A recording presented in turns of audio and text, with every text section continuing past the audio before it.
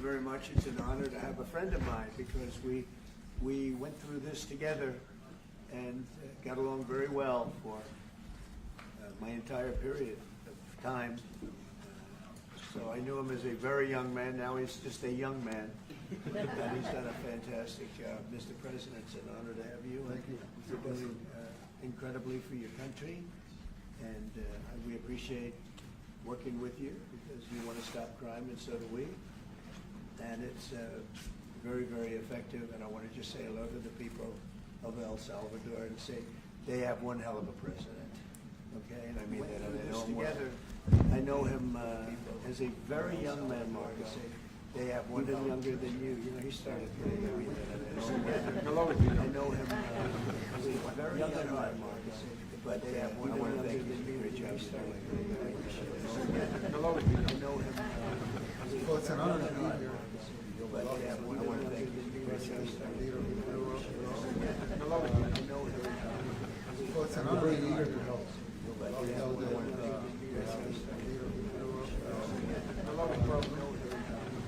So it's an honor to be eager to help.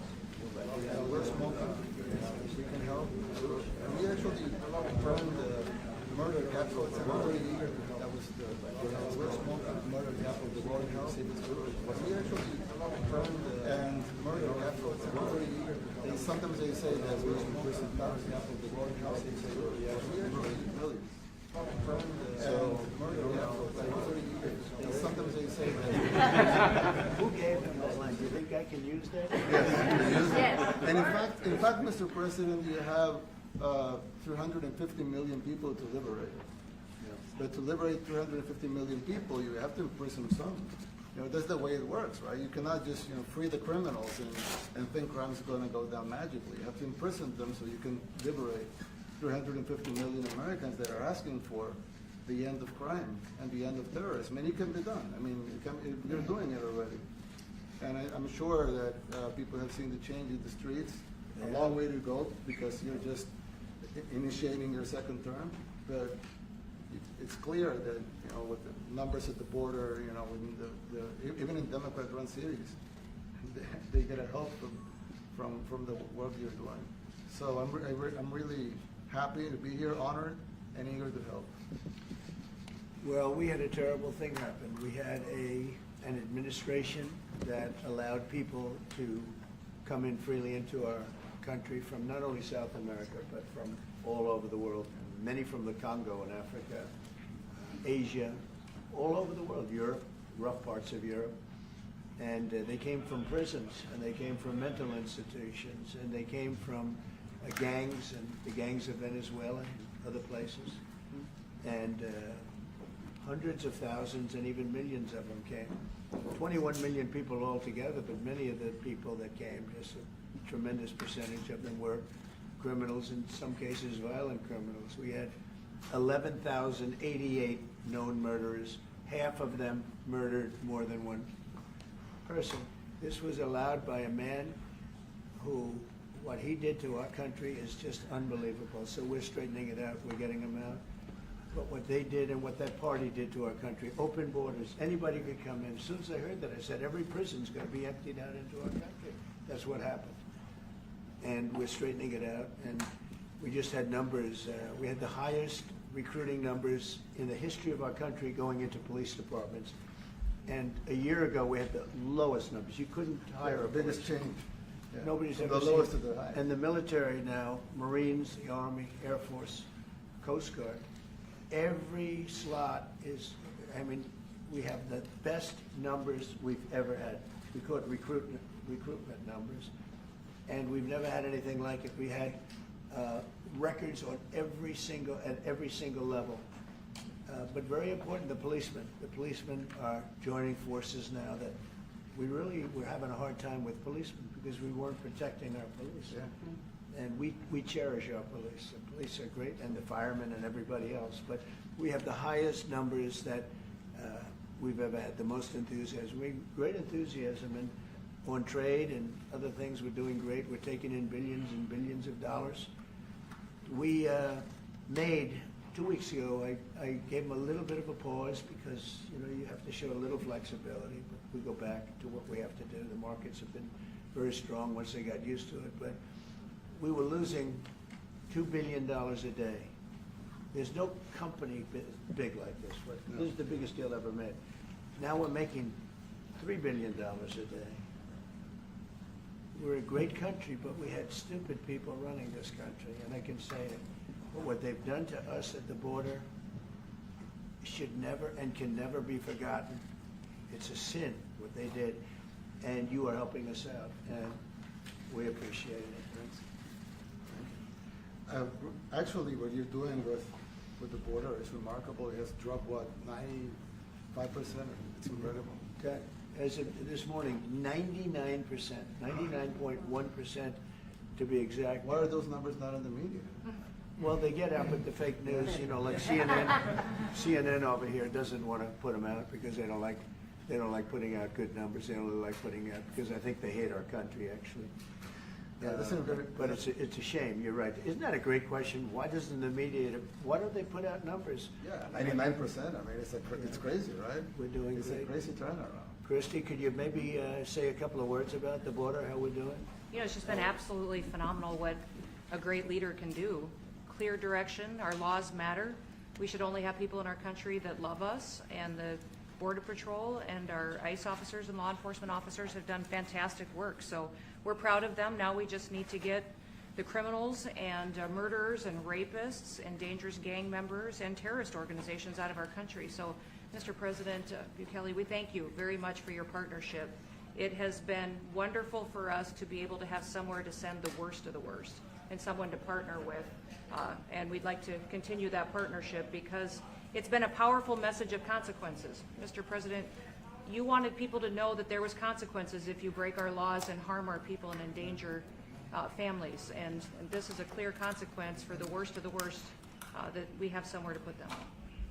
Thank you very much. Yeah, we even had this gang member from Venezuela, one of the ones you sent, and we interviewed him just, you know, to get some information, etc., from them. And he said, oh, well, you know, I got arrested 6 times, but they released me the 6 times, so I should be released again. And then we said, well, what's the last thing you do? And he said, well, I shot a cop in the leg, but I didn't kill him. I just shot him in the leg. And we're like, this guy was arrested 6 times here in the United States, 6 times. He was released 6 times, and in the he was released 5 times, and the last time he was sent to El Salvador, right? So he's not getting released. But the last time he shot a cop, actually, and he shot him in the leg. So these are, you know, like you said, yeah, there's something broken. It's the liberal establishment, but they're not running things anymore in this country, and we're run by, and I don't say conservative, I don't say anything, we're run by people with great common sense. Yeah, common sense. Because it's all common sense. It's not liberal conservative, it's common sense. Exactly. And, like, do you allow men to play in women's sports? Do you allow men to box your women and box? Because I know you have a lot of boxing. That's violence. That's abuse of a violence woman. against women. It's abuse of a woman. Totally. But we have people that fight to the death because they think men should be able to play in women's sports. And some of those sports, it wouldn't matter much, but it still matters. But some of them are very dangerous for women. Some years ago, like you said, a decade ago or so, women rights movements were pressuring so that we enacted specific laws to avoid men abusing women. And I think those laws were great because there were a lot of men abusing women. But now some of the same people are trying to backtrack on that and actually trying to make new laws allowing men to abuse women in sports. So actually, that doesn't make sense. It doesn't make sense. It's crazy. You know, they have weightlifting records, right? Yeah. A woman gets up this way, she's incredible. A guy gets up and beats her by 100 pounds. What are you going to do? A record that hadn't been broken in 18 years. You know, they put on an ounce, quarter of an ounce, eighth of an ounce for 18 years. Now they have a guy come up, ping. The whole thing is crazy. But they continue to fight. And I don't like talking about it because I want to save it for just before the next election. I said to my people, don't even talk about it because they'll change. And but I watched this morning, there was a congressman fighting to the death for men to play against women in sports. And you say to yourself, why? What are they doing, right? What are they doing? But your country's not too big in that. No, of course not. We're big in protecting women. Good. Yeah. That's right. It's a very important form of protection, yeah. And as you can see, most of my cabinet are women, so. That's impressive. Yeah, yeah. That's why you're And running. they're not DEI hires or anything. They They're can just be great good. at what they do. Right? That's right. This is very impressive. Yeah, This they're is a all- first. We've had women, but we've never had three of them right here. That's- 4 and 3 And men. look who we have. You guys feel a little bit mistreated? That's good. I like it. We've been advanced. I've been very advanced in that regard too. We have Pam, who's been so Yes, I know. fantastic. Christie. Christy, and the most powerful woman they see I anywhere. know, exactly. She's rated. They're all afraid of her. Susie Wells, they say, oh, she's tough. Yeah. Most powerful woman in the world, according to magazines. What do I know? Yes. But I think she probably is. Yeah. You know, she probably is. Congratulations. And you know, Stephen has done such a great job. Thank you, sir. We have great He's people. very famous too. But we love working with him. He really lets them have it, right? Yeah, exactly. There's no games. No. It's very good. He knows. Do you have any questions, please? President Trump, No, let's not start Mr. with President. CNN because they're just so Mr. President. wrong. Yeah, please. Yeah, thank you, Mr. President. You repeatedly mentioned last night that Russia's attack on Ukraine was a mistake. What is the exact mistake? And have you given Putin a deadline to actually move toward a ceasefire? The mistake was letting the war happen.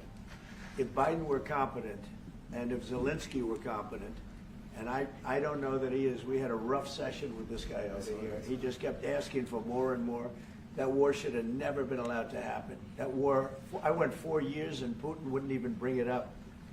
And as soon as the election was rigged and I wasn't here, that war started. There was no way that war should have been allowed to happen. And Biden should have stopped it. And you take a look at Putin. I'm not saying anybody's an angel, but I will tell you, I went 4 years and it wasn't even a question. He would never, and I told him, don't do it. You're not going to do it. And it was the apple of his eye, but there was no way that he would have done it. All you had to do is lower oil prices. If you lowered oil prices, Biden kept the prices so high because he made it impossible to get it.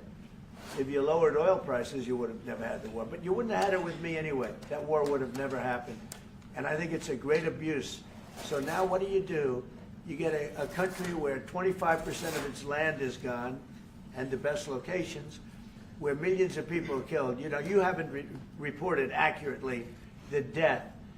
And this was Biden's war, and I'm trying to stop it. And I think we're going to do a good job. I hope we're going to do it. They lose 2,500 young people a week, think on average. Now they're Russians and they're Ukrainians, but it's 2,000. We don't care. It's like whatever it is. Intolerable. They're not from your country. They're not from mine. But I want to stop it. 2,500. It's a killing field. It's like the Civil War. You take a look. I look at the satellite pictures. This should not be happening in our time. Of course, our time can be pretty violent, as we know. But that's a war that should have never been allowed to start. And Biden could have stopped it, and Zelensky could have stopped it, and Putin should have never started it. Everybody's to blame. Have you spoken to President Zelensky, sir, about his offer to purchase more Patriot missile batteries? Oh, I don't know. He's always looking to purchase missiles, you know. He's against, listen, when you start a war, you got to know that you can win the war, right? You don't start a war against somebody that's 20 times your size and then hope that people give you some missiles. If we didn't give them what we gave, remember, I gave them javelins. That's how they won their first big battle with the tanks that got stuck in the mud, and they took them out with javelins. They have an expression that Obama at the time, Obama gave them sheets and Trump gave them javelins. But there's something that should have never happened. It's a really shame.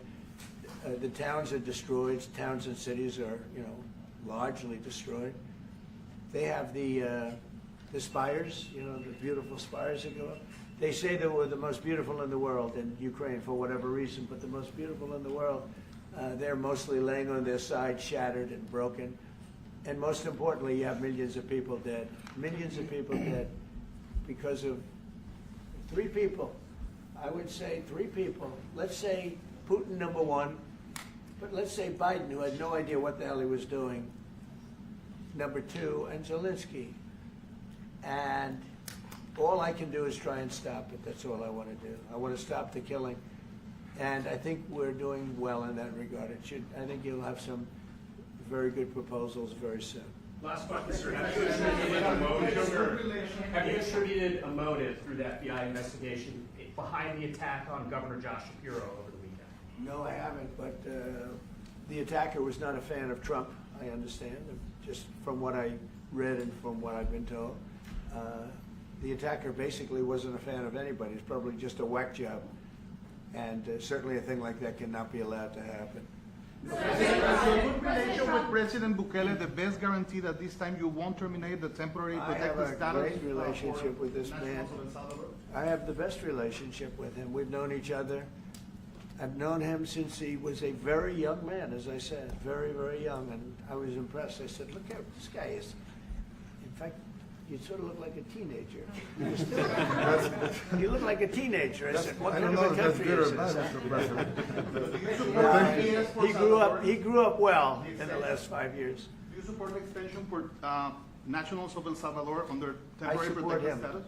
Do you plan to ask him? Do you plan to ask Presidente Bukele. Presidente Bukele. Let's hear the question from this very low-rated anchor at CB. Thank you, at President. Presidente Do you Bukele. plan to ask President Low Bukele rated. to help return the man who your administration says was mistakenly Which one is that? deported? The man who was mistakenly deported to El Salvador? Well, let me ask Pam, would you answer that question? Sure, President. First and foremost, he was illegally in our country. He had been illegally in our country. And in 2019, two courts, an immigration court and an appellate immigration court, ruled that he was a member of MS-13 and he was illegally in our country. Right now, it was additional paperwork had needed to be done. That's up to El Salvador if they want to return him. That's not up to us. The Supreme Court ruled, President, that if, as El Salvador wants to return him, this is international matters, foreign affairs, if they wanted to return him, we would facilitate it, meaning provide a plane. So will you return him, And President? you are doing a great job. Thank you. ¿Usted estaría dispuesto Stephen Miller, wait a minute. Presidente Can you just Bukele. also respond to that question? Because, you know, it's asked by CNN, and they always ask it with a slant, because they're totally slanted, because they don't know what's happening. That's why nobody's watching them. But would you answer that question also, please? Yes, gladly. So, as Pam mentioned, there's an illegal alien from El Salvador. So, with respect to you, he's a citizen of El Salvador. So, it's very arrogant even for American media to suggest that we would even tell El Salvador how to handle their own citizens as a starting point. As two immigration courts found that he was a member of MS-13. When President Trump declared MS-13 to be a foreign terrorist organization, that meant that he was no longer eligible under federal law, which I'm sure you know, you're very familiar with the INA, that he was no longer eligible for any form of immigration relief in the United States. So he had a deportation order that was valid, which meant that under our law, he's not even allowed to be present in the United States and had to be returned because of the foreign terrorist designation. This issue was then, by a district court judge, completely inverted, and a district court judge tried to tell the administration that they had to kidnap a citizen of El Salvador and fly him back here. That issue was raised to the Supreme Court, and the Supreme Court said the district court order was unlawful, and its main components were reversed 9-0 unanimously, stating clearly that neither Secretary of State nor the President could be compelled by anybody to forcibly retrieve a citizen of El Salvador from El Salvador, who again is a member of MS-13, which, as I'm sure you understand, rapes little girls, murders women, murders children, is engaged in the most barbaric activities in the world, and I can promise you, if he was your neighbor, you would move right away. So you don't plan But to the ask for Supreme anything Court is to get asking him back? to, And that- what was the Facilitate ruling his release. in the Supreme Court, Steve? Was it 9-0? Yes, it was a 9-0 In our favor. in our favor against the district court ruling, saying that no district court has the power to compel the foreign policy function of the United States. As Pam said, the ruling solely stated that if this individual, at El Salvador's sole discretion, was sent back to our country, that we could deport him a second time. Well, No version of this legally ends up with him ever living here because he is a citizen of El Salvador. That is the president of El Salvador. Your questions about it, per the court, can only be directed to him.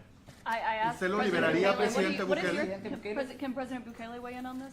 Do you plan to return him? Well, I'm supposed to have suggested that I smuggle a terrorist into the United States, right? It's I mean, always how can I smuggle, how can I return him to the United States? Like, I smuggle him into the United States, or what do I do? Of course, I'm not gonna do it. It's like, the question is preposterous. How can I smuggle a terrorist into the United States? I don't have the power to return him to the United States. But you can release him inside El Salvador. Yeah, but I'm not releasing, we're not very fond of releasing terrorists into our country. I mean, we just turned the murder capital of the world into the safest country of the Western Hemisphere, and you want us to go back into releasing criminals so we can go back to being the murder capital of the world? No, that's not going to Thousands happen. and even millions. Well, they'd love to have 21 million Yeah, people. I mean, there's a fascination They would love into it. releasing criminals so we can go back to These being are the sick murder people. capital of the world. That's not going to happen. Yeah, I mean, Stephen Island, I don't understand what the confusion is. I mean, This individual is a citizen of El Salvador. He was illegally in the United States and was returned to his country. That's where you deport people, back to their country of origin. Except for Venezuela, that wasn't refusing to take people back, or places like that. I can tell you this, Mr. President, no, the foreign policy of the United States is conducted by the President of the United States, not by a court. And no court in the United States has a right to conduct the foreign policy of the United States. It's that simple. End of story. And that's what the Supreme Court held, by the way, to Marco's point. The Supreme Court said exactly what Marco said, that no court has the authority to compel the foreign policy function of the United States. We won a case 9-0, and people like CNN are portraying it as a loss, as usual, because they want foreign terrorists in the country who kidnap women and children. But President Trump, his policy is foreign terrorists that are here illegally get expelled from the country, which, by the way, is a 90-10 issue. Well, Mr. President, you said that if the Supreme Court said someone needed to be returned, that you would abide by that. You said that on Air Force One just a few days ago. And they said that it must be facilitated. Why don't you just say, isn't it wonderful that we're keeping criminals out of our country? Why can't you just say that? Why do you go over and over, and that's why nobody watches you anymore? You know, you have no credibility. Please, go ahead. President Trump, thank you so much. How many illegal criminals are you planning on exporting to El Salvador? And President Bukele, how many are you willing to take from the U.S.? As many as possible. And I just asked the president, you know, it's this massive complex that he built, jail complex. I said, can you build some more of them, please? As many as we can get out of our country that were allowed in here by incompetent Joe Biden through open borders. Open borders. You probably hear open borders and you can't even understand it because nobody can understand. Nobody smart or with common sense can understand it. So we have millions of people that should not be in this country that are dangerous. Not just people, because we have people, but we have millions of people that are murderers, drug dealers. They've been allowed to come into our country by other countries that were very smart.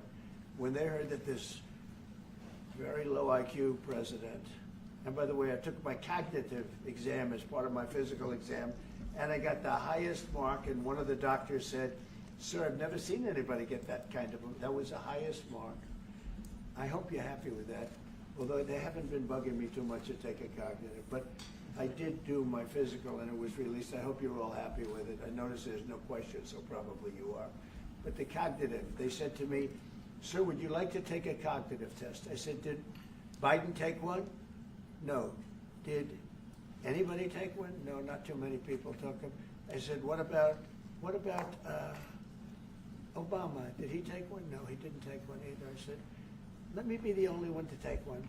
But I've actually taken them 3 times already. I like taking them because they're not too tough for me to take. But we had a great physical exam, so I know you're going to ask that. And the doctors who are total professionals, Walter Reed Medical Center, they're great people.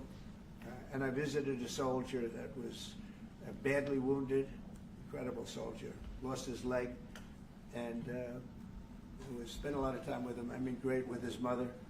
And it was really a very great thing. They do a phenomenal job. I just want to say, Walter Reed, I was there for, 5-6 hours. You were there with me. But I took a full physical, and it came out perfecto, so that's good. That means you've got me for a little longer. Would the U.S. be willing to pay for those facilities to be opened if new ones were going to be built? I'd do something. We'd help them out, yeah. We help them. They're great facilities. very strong facilities, and they don't play games. I'd like to go a step further. I mean, I said it to Pam, I don't know what the laws are. We always have to obey the laws, but we also have homegrown criminals that push people into subways, that hit elderly ladies on the back of the head with a baseball bat when they're not looking, that are absolute monsters. I'd like to include them in the group of people to get them out of the country, but you'll have to be looking at the laws on that, Steve, okay? How essential is it for you guys to be locking up these prisoners? And do you think more presidents should follow suit like you guys as far as taking a hard stance on crime here in the United States? Well, I do. I think everybody has to. I mean, the president said it better than anybody. He said, you know, you have liberty and you have to have liberty, but to have liberty, not everybody is gonna be good. And you know, some are bad because they're sick. They're mentally deranged, they're bad. Why do you think Then you have to take them, if you're gonna have a country, you're gonna have to take those people out. And we've been doing that. But this was like an unforced error, they would call it, where we had people that may hate our country, or maybe they're just stupid people. I think they're probably stupid people more so. A lot of people said they did it for the vote. But I did better with Hispanic people than they did, because they always use Hispanic. I did better. You people love me. I saw my poll numbers in your country up through the roof, right? 91%. No, some people think they do it for the vote.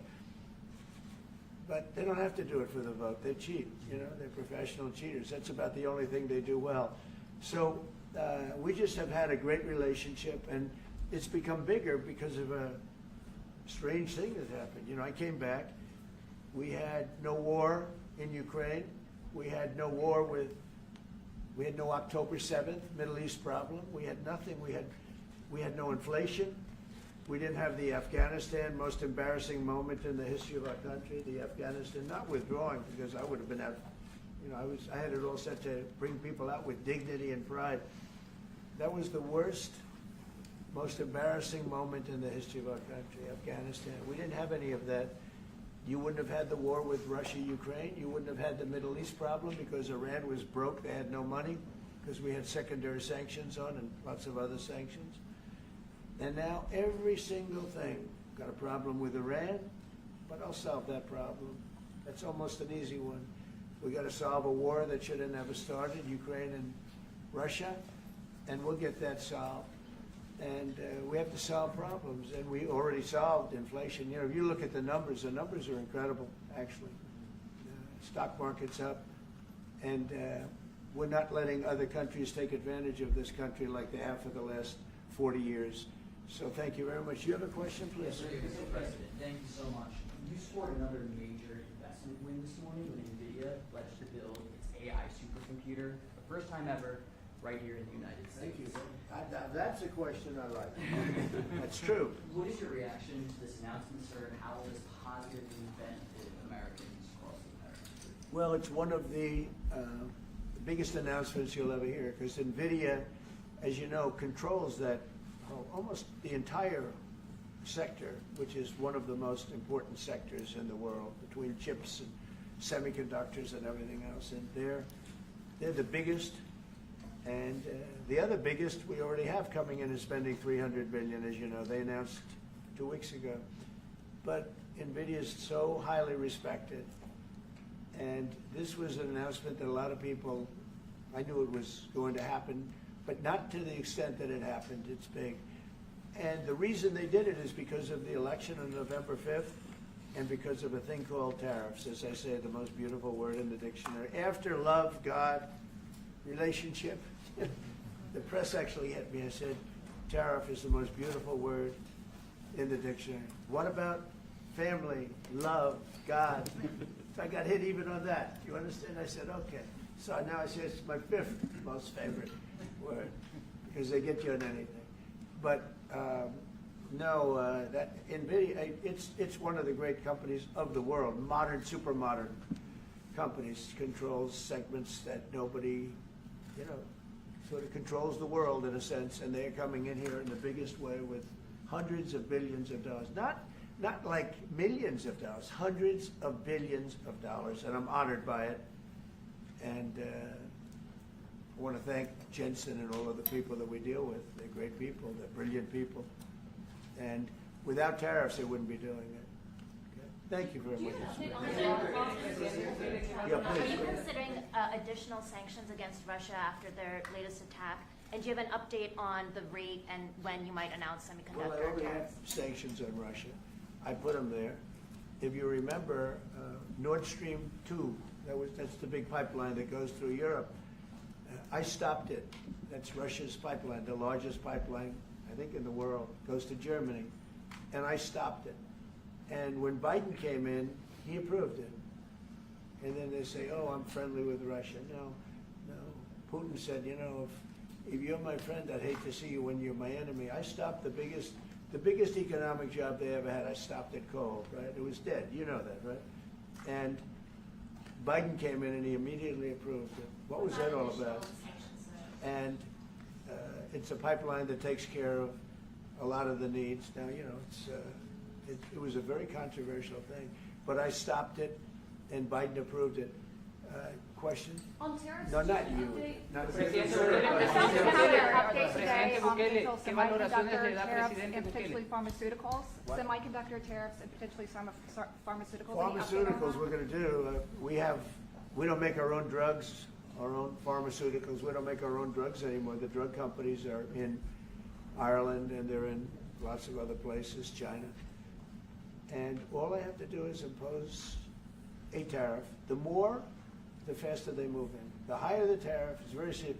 It's inversely proportional. The higher the tariff, the faster they come. And yeah, we're going to be doing that. That's going to be like we have on cars. We have, as you know, a 25% tariff on cars. We have a 25% tariff on steel and aluminum. And that's what that category fits right now. Do you have a percentage in mind and a timeline? I have a timeline, yeah, not too distant future. And we're doing it because we want to make our own drugs. We're doing it because we want to make our own steel and aluminum, lumber, other things. And they're all coming in. We have record numbers, $7 trillion. Since I announced, like a month and a half ago, since I came in, we have over $7 trillion being invested in the country. We didn't have $1 trillion. We didn't have $500 billion for some of these guys. They didn't know what the hell they were doing. So we have the largest investment that we've ever heard of, and we're only 2 months in. And that'll continue at levels that you've never seen before. It's what's going to happen. And even the stock market's up today. It's we also had, you know, we a lot of people didn't say it the way it was. We had the largest gain in the stock market in history on every single category last week. That was a nice game because we get a little hit because people didn't understand the power of our economic, our country economically if you use it right. Do you have something to say on that, JD? Yes, sir. I mean, look, for 40 years we have lost manufacturing capacity. Workers have seen their wages stagnate. And some of the most critical things that we need, from the pharmaceuticals, the drugs that we give to our children, the antibiotics that we give to our kids, to the weapons that we actually need to fight a war, if God forbid we had to fight a war, we don't make enough of that stuff.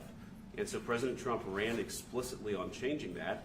Yes, as the president mentioned, it caused a little bit of disruption in the market, but I actually think over the long term, workers are going to benefit, stocks are going to go up, American businesses are going to benefit as we reinvest and reindustrialize our country. And the auto workers and the Teamsters and all of the unions, you know, not traditionally Republican, but I'm winning those unions by, we're up 40, 50 points on the Democrats. They're losing everything. They're losing everything because they just have policies that are not believable. They fight for policies that are 5% popular, and nobody knows who the 5% are. I mean, nobody can find the 5%. But if you go back to Ohio, and by the way, we have the great championship team from Ohio coming in today, right? Very big day. And that's going to be a little bit later. And that'll be, if you want to stick around, I'll introduce you to some nice people. You'll see some very large people, right? You'll see some people that even you have not seen people like this. These are big, these are 6'7", 380 pounds with no fat. Okay, that's pretty good, right? But the team, the national championship team, is being honored today at the White House, so that'll be exciting. If you're around, want to stay around, I'll have you up there. You can tell them all about your prison, how you have to behave. Okay. Who else? Exemptions on electronics. Yeah, you said yesterday that you're making a decision on Iran very quickly. What do you mean by that? Is that a decision to strike They have to Iran? solve their problem very quickly. Iran wants to deal with us, but they don't know how. They really don't know how. We had a meeting with them on Saturday. We have another meeting scheduled next Saturday. I said, that's a long time. You know, that's a long time. So I think they might be tapping us along. But Iran has to get rid of the concept of a nuclear weapon. They cannot have a nuclear weapon. He can't have a nuclear weapon. Nobody can have. We can't have anybody having nuclear weapons. You know, we can't have nuclear weapons. And I think they're tapping us along because we're so used to dealing with stupid people in this country. And I had Iran perfect. You had no attacks. You would have never had October 7th in Israel, the attack by Hamas, because Iran was broke. They were stone cold broke when I was president. And I don't want to do it. I want them to be a rich, great nation. The only thing is, one thing, simple. It's really simple. They can't have a nuclear weapon. And they got to go fast because they're fairly close to having one. And they're not going to have one. And if we have to do something very harsh, we'll do it. And I'm not doing it for us, I'm doing it for the world. And these are radicalized people, and they cannot have a nuclear weapon. Does that include a potential strike on Iranian nuclear facilities? Of course it does. And just a follow-up question, a clarification. You mentioned that you're open to deporting individuals that aren't foreign aliens but are criminals to El Salvador. Does that include potentially U.S. citizens fully naturalized American? If they're criminals and if they hit people with baseball bats over their head that happen to be 90 years old, and if they rape 87-year-old women in Coney Island, Brooklyn, yeah, that includes them. What, do you think there's a special category of person? They're as bad as anybody that comes in. We have bad ones too. And I'm all for it because we can do things with the president for less money and have great security. And we have a huge prison population. We have a huge number of prisons, and then we have the private prisons, and some are operated well, I guess, and some aren't. But he does a great job with that. We have others that we're negotiating with too. But no, if it's a homegrown criminal, I have no problem. Now, we're studying the laws right now. Pam is studying. If we can do that, that's good. And I'm talking about violent people. I'm talking about really bad people. Really bad people. Every bit as bad as the ones coming in. And I made the statement when I heard about this a long time ago now, 4 years ago. When I heard that this guy was having open borders, I said every single criminal from all over the world is going to be dumped into our country. And that's what happened. The jails of the Congo were emptied out. The jails of Venezuela were emptied out. And you know what happened? Their crime went way down.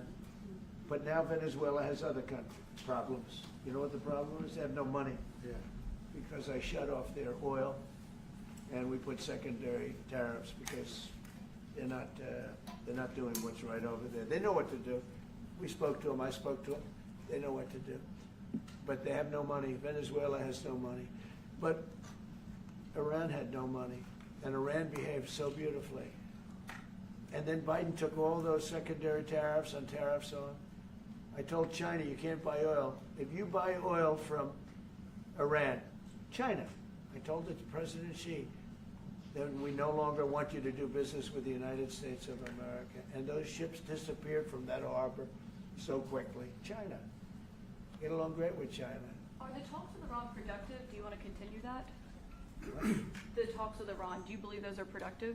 Do you want to continue that? I think Iran could be a great country as long as it doesn't have nuclear weapons. If they have nuclear weapons, they'll never get a chance to be a great country.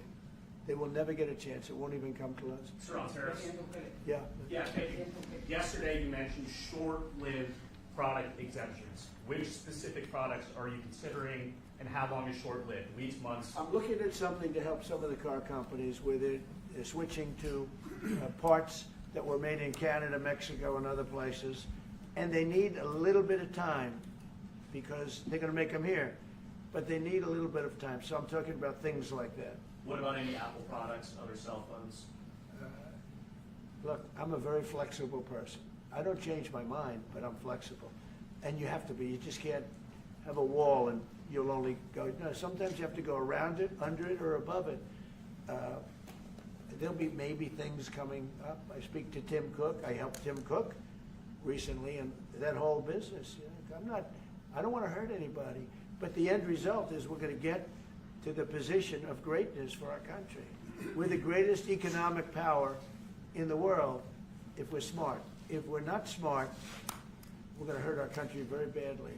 We lost with China over the Biden years trillions of dollars on trade, trillions of dollars, and he let them fleece us, and we can't do that anymore. And you know what? I don't blame China at all. I don't blame President Xi. I like him. He likes me. I mean, you know, who knows? Who the hell cares?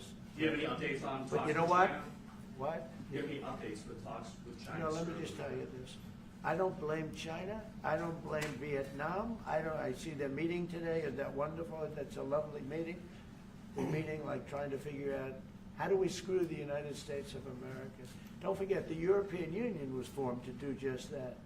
The European Union was formed to hurt the United States and on trade. And they get us on NATO because they don't pay their bills. But now, since I got involved, they have been paying their bills. I took in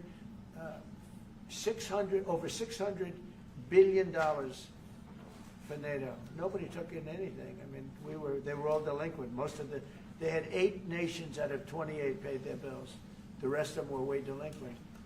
And I said, if you don't pay your bills, we're not going to protect you anymore. And the money poured in over 600. The Secretary General last week made that statement. He said, I've never seen anything like it. We couldn't get anybody to pay because the United States was footing the bill for NATO. Well, we got hurt there, and we got hurt on trade, likewise, European Union. And they've got to come to the table, and they're trying to. They're trying to. But the European Union has taken terrible advantage. They don't take our food products. They don't take our cars. We have millions of their cars, BMW, Volkswagen, Mercedes-Benz, many others. They come in by the millions. They don't take, there are no Chevrolets in Munich, I can tell you that. I said to Angela Merkel when she was there, as she was letting millions of people infiltrate Germany, which was not so good from, we would call them illegal immigrants, but she made them legal. But I said to her, and I get along with her very well, I said, how many Chevrolets do we have in Munich or Frankfurt? Why, none, Donald, none. I said, you're right. And yet we take in millions and millions of cars. No, those days are over. Okay, thank you very much, everybody. Thank you, guys. Thank you, guys. Thanks, guys. Mr. President, do you have any comment on the FTC's case against Meta and Mark Zuckerberg? Thank you, press. Thank you, Nayib. Thank you. Thank you, guys. Let's go. Thank you. Let's go.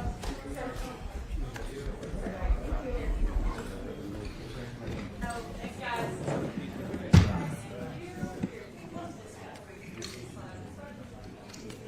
Thank you. Thanks, guys. Thank you, press. Thank you, press. Thank you, press. Keep Thank you, coming. press. Keep going. Keep coming. Keep coming. Thank you, guys. Keep going. Thank you. Thank you.